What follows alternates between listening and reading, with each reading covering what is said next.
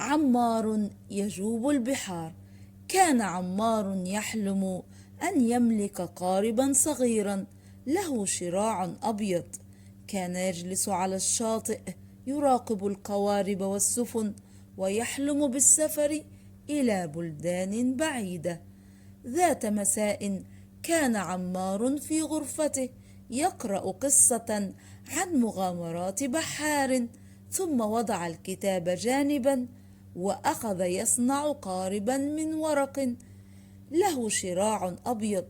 وضع قاربه على طاولة قرب سريره وراح يتأمله. فجأة تحرك القارب وقال: أيها الصغير، كنت دائما تتمنى قاربا له شراع أبيض. ها أنا حاضر، قم خذني إلى البحر وسترى كيف أتحول إلى قارب حقيقي. حمل عمار القارب إلى البحر ووضعه في الماء وامتلأ بالهواء، وبدأ ينزلق على سطح الماء. فأسرع عمار وركب فيه مسرورا.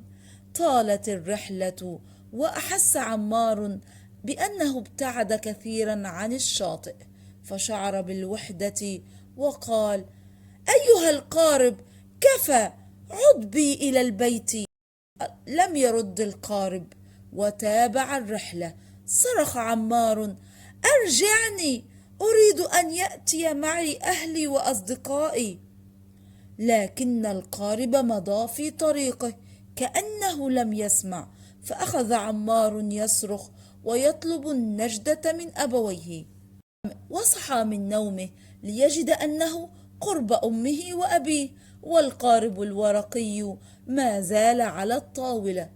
أخذ عمار القارب الصغير ومزقه، فسألته أمه: كيف تمزقه وقد أمضيت وقتا طويلا في صنعه؟ فأجاب عمار: أريد أن أصنع قاربا كبيرا يتسع لنا جميعا يا أماه، كي نسافر معا في البحر الكبير.